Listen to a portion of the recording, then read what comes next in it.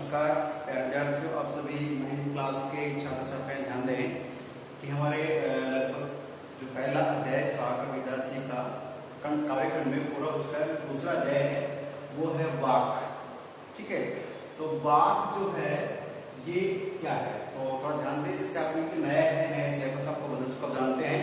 तो वाक क्या है मैं आपको बता दूं। वाक जिस प्रकार से मैंने आपके इंट्रोडक्शन डाला भी है समझाने के लिए, और आप जानते हैं उसमें दे भी रखा है कि जैसे हमने अपने कबीरदास जी को पढ़ा, तुलसी को पढ़ा, मीरा को पढ़ा, उसी प्रकार से इस कबीरदास जी के जो दोहे होते हैं, कबीर के दोहे प्रसिद्ध हैं, मीरा के पद प्रसिद्ध हैं, और तुलसीदास जी के चौपाई प्रसिद्ध है, रसखान जी के सवैया प्रसिद्ध हैं। उसी प्रकार से एक कश्मीरी संत कवियत्री है।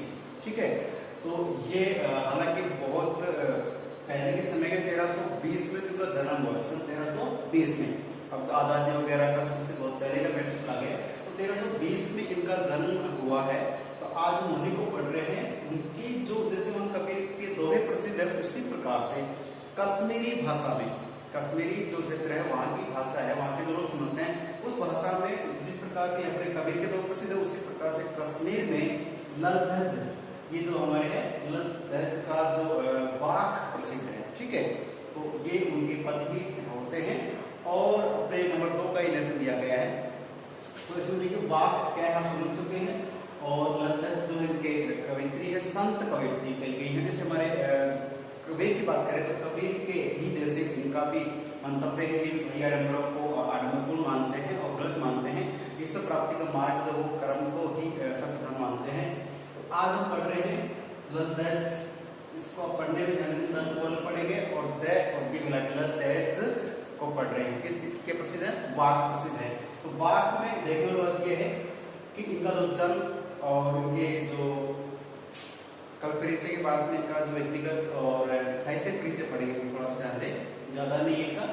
तो इनका जन्म है 1320 में पंपोर के सिमपुरा जानते हैं, पंपोर के सिमपुरा गांव जो कश्मीर में है, वहाँ इनका जन्म 1320 में। और ये भी हालांकि प्रमाणिक नहीं है, लगभग ये एक कुछ तथ्यों के आधार पर बताया गया कि 1320 में का जन्म पंपोर के सिमपुरा कश्मीर में का जन्म हुआ है, और मृत्यु है वो 1391 में मानी जाती है। ठीक है, अब बात करें कि इनको और क्या क्या इनके शिक्षा के बारे में कुछ बताएंगे। लाइन बता दूं मैं कि जीवन के बारे में कोई तथ्यात्मक या प्रमाणिक जानकारी नहीं मिली है, तो ज्यादा इनका जिक्र नहीं किया गया है। लेकिन कश्मीर की जो भाषा, कश्मीर जो लोग हैं वो जैसा समझते हैं, कश्मीरी भाषा की जो लोकप्रिय संत कवियत्री, ये ध्यान रखना बहुत इंपॉर्टेंट शब्द है ना, कवियत्री ऐसे लिखा जाना चाहिए। केवल वैक के ऊपर माला लगा दी गलत है, तो कवियत्री इस प्रकार से लिखा जाता है।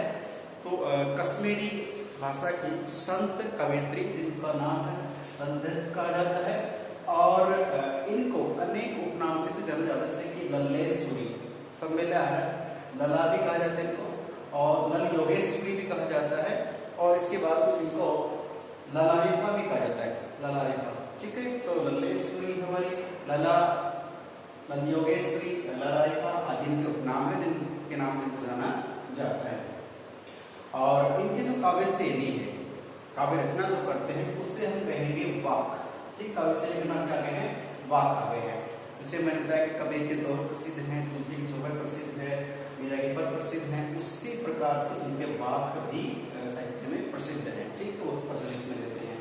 अच्छा, इन वाकों के जिसमें कबीर अपने दोहे के माध्यम से क्या कहना चाहता है, उसी प्रकार से संत कवियत्री जो ललधद है, उन्होंने क्या किया है कि अपने वाकों के माध्यम से, वाक लिखे उनके माध्यम से क्या किया है, वो जाति और धर्म की जो संकीर्णता, उस संकीर्णता का मतलब है इससे छोड़ जा रखना, किसी के बारे में हम इसे गलत धारणा बना लेते हैं, तो संकीर्णता होती है।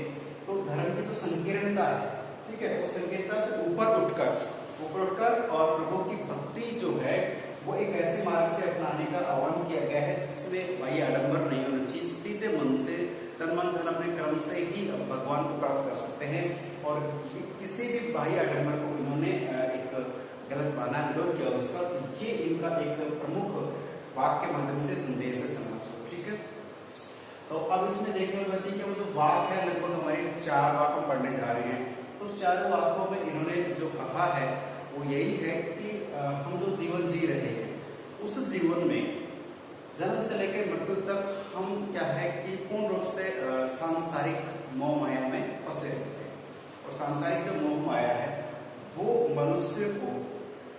जीवन तो देती है, लेकिन जब वापस हम भगवान के पास जाते हैं, एक जन्म पूरा करने के बाद, मृत्यु के बाद भगवान के पास जाते हैं, ऐसा मानते हैं, तो उस समय हमारे सभी कर्मों का लेखा जोखा होता है। तो पता लगता है कि हमने भगवान का बताए गए मार्ग को मानकर इस संसार में आते हैं और अपने जन्म को, जीवन को शुरू करते हैं।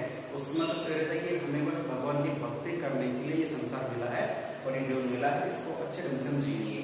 लेकिन जैसे ही हमारा जन्म होता है और हम इस मोहमाया के सांसारिक जीवन से जुड़ जाते हैं तो रिश्तों नातों से, अमीरी गरीबी, धर्म जाति, इन सब में लिप्त हो जाते हैं। और इन सब में लिप्त होने के बाद हमारा क्या गलती रहती है कि हम भगवान से जो हमने भाई एक ताकत में जोड़ता है, भगवान से हम जो प्रयास करके आते हैं, उससे दूर हो जाते हैं। तो यहाँ ललित ने बताया है कि जो हमारा जन्म हुआ है वो किस लिए हुआ है और हम कर क्या रहे हैं। तो उन्होंने अपने 4 वाक्य में पहला वाक्य उसमें यही बताया है कि हमारा जो जीवन है वो एक नाव की भांति है, ठीक है। और उस नाव को हम किस तरीके से इस सांसारिक भवसागर से, भवसागर तो संसार का ही है, तो इस सांसारिक भवसागर से उस नाव रूपी जीवन रूपी नाव को कैसे हाथ कर दूर ले जाते हैं और किस प्रकार से उसको किनारे पर लगाते हैं। उसके बाद दूसरे बताया गया है कि जो हम कोई भी कार्य करते हैं, उस कार्य में क्या है कि हम आडंबरों में जीते हैं, संसार में हम मोह माया में लालच बढ़ जाते हैं। उस लालच से दूर होने के लिए क्या करते हैं, किसी ने कहते हैं कि आपको इसे दूर करना है, तो हम क्या करते हैं कि सीधे ही हम त्याग तपस्या में लीन हो जाते हैं। तो यहाँ भी इन्होंने मना किया है कि आप डायरेक्टली त्याग तपस्या में लीन हो जाते हैं और फिर आपको सिद्धि प्राप्त होता है, आप में अहंकार आ जाता है, तो आपको वो भी नहीं करना है। तो इन्होंने बताया कि भगवान या प्रभु को प्राप्त करने का जो तरीका है वो क्या है, वो हम मध्यम मार्ग बताया। तो दूसरे वाक्य में पढ़ेंगे, मध्यम मार्ग से ही प्रभु की भक्ति करें। और फिर इन्होंने कहा है, तीसरे वाक्य में बताया है कि जो हमारा ये जीवन है, इसमें जो प्रभु की भक्ति है उसमें भेदभाव नहीं करना चाहिए। भेदभाव करते हैं ना कि जैसे हिंदू मुस्लिम धर्म में कर लेते हैं, जातिवाद में कर लेते हैं, मेरी गरीब का, वो भी इन्होंने आत्मा में बताया, वो भी हमें नहीं करना चाहिए। तो ईश्वर की संतान से समान है। और उसी श्रृंखला में जो अंतिम है उसमें बताया कि जब हम ये पूरा जीवन जी करके मृत्यु से यहाँ पर रह जाते हैं, ये जो कह के हमारी जो आत्मा परमात्मा से मिलती है, तो वहाँ यही देखा जाता होता है कि इस सांसारिक भवसागर से ईश्वर ने, प्रभु ने हमें भवसागर से पार करवाया है। अब हम उस मांझी वैसे नाविक को कहा जाता है, लेकिन यहाँ बात करें कि जो नाविक प्रभु को माना है, यहाँ पे जो ललित है उन्होंने तो प्रभु को ही मांझी यानी नाविक माना है और उन्होंने आपको भवसागर पार करवाया है। तो अब उस मांझी को, उस नाविक को हम जो नाव उतराई मतलब किराया, वो क्या देंगे। कहने का मतलब उन्होंने पूरे जीवन में कुछ अच्छे कर्म या प्रभु की भक्ति तो की नहीं है, इस मोह माया में लिप्त रहे, अब उसे देने के लिए हमारे पास एक कौड़ी भी नहीं है। तो प्यारे छात्र छात्राओं, ये जो एक नया सपाट आपके लिए, इससे हमें ऐसे ही जाने देना, ये बहुत अच्छा है और बहुत सरल भाषा में है। और ललित ने यहाँ पे 4 वाक्य बताए, 4 वाक्यों का एक ही मतलब अपन शॉर्ट में कहें तो ये कहते हैं कि जीवन को सादा बना के जीना चाहिए।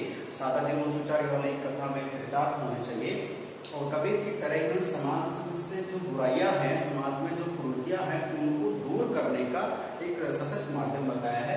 तो जैसे कबीर के 2 प्रसिद्ध हो गए, शब्द रबेंगे हो गए, इनके क्या है, वाक है। तो इन वाकों के माध्यम से हम जानेंगे कि ये 4 वाक किस प्रकार से हैं। ज्यादा डिफिकल्ट नहीं, कुछ सिंपल सादा सरल है, तो इसको हम पढ़ने जा रहे हैं। ठीक है, तो पहला वाक मैं आपके सामने लेके आता हूँ। तो ये जो कवि परिचय है, ये एक बार आप नोट कर लें कॉपी में, और जैसे मैंने बताया वैसे आपको याद भी होना चाहिए। ठीक है, तो मिलते हैं फिर अगली क्लास में। धन्यवाद। जय हिंद।